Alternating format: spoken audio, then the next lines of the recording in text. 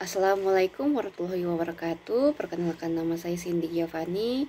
Kali ini saya ingin mereview materi seputar optimisme atau terapi Islam optimisme dari Adamson Institute.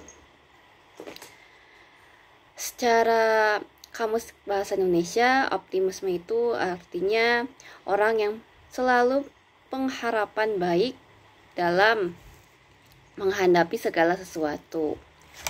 Berpikir optimis artinya kita bisa berikhtiar dan bertawakal. Singkatnya seperti itu. Dan bagaimana cara mengelola sikap optimis? Singkatnya, mempelajari sikap optimis itu melalui pengalaman buruk dan senantiasa memperbaiki diri dalam kehidupan sehari-hari. Ciri-ciri pemikiran optimis itu atau pemikiran positif itu seperti apa ya? Mengendalikan pikiran positif dan negatif agar seimbang, terus mengendalikan perbuatan nekat yang mengarah pada kehancuran diri dan bertindak sesuai dengan pemikiran secara matang-matang. Optimisme itu apa bedanya dengan pesimisme? Optimisme itu lebih menyukai proses, bekerja keras, bersikap tenang, sabar, dan lain sebagainya. Sebaliknya, untuk sikap pesimis lebih cenderung fixed-minded atau pemikiran terbatas, tidak percaya diri, tidak menyukai proses, selalu mengeluh, dan lain sebagainya. Lalu, pandangan optimisme itu sebetulnya apa sih dampaknya buat kita? Optimisme itu mengubah nasib seseorang untuk lebih baik, dapat mengevaluasi diri dan orang lain, dapat memilih passion sesuai dengan minat, bakat, ataupun personality dan kepribadian.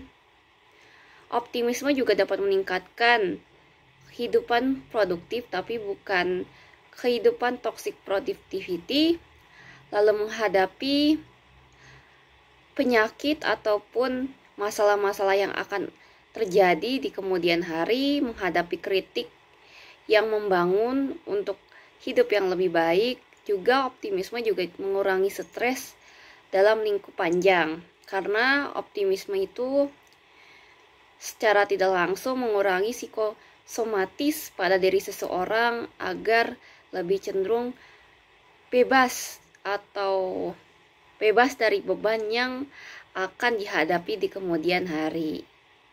Begitu. Cara menjadi optimis itu apa ya? Kalau berdasarkan pelatihan yang saya dapatkan, pertama-tama kamu harus menentukan tujuan hidup kamu seperti apa, passion kamu seperti apa, dan di masa depan nanti seperti apa. Lalu buatlah pendapat diri yang bagus, terutama kepercayaan diri dan lain sebagainya. Lalu bangun pandangan hidup baik secara internal maupun eksternal berdasarkan pelatihan-pelatihan atau training atau pendidikan. Nah, setelah dapat itu, tentukan model hidup kamu atau gaya hidup kamu seperti apa. Selanjutnya, kurangi berita negatif seperti berita hoax, berita kebohongan, gosip, atau berita-berita yang dapat memicu pemikiran negatif yang berdampak pada diri sendiri. Lalu dalam agama Islam atau agama-agama tertentu, religius itu sangat diperlukan dalam membangun keimanan. Jika imannya bagus, kemungkinan bisa dalam menghadapi masalah-masalah yang akan terjadi di depan. Tapi hal itu bukan berarti iman saja yang diperlukan, tapi juga perlu namanya kesadaran diri dan usaha-usaha untuk memperbaiki diri. Karena kalau kita berdasarkan iman saja tanpa usaha, itu artinya bohong.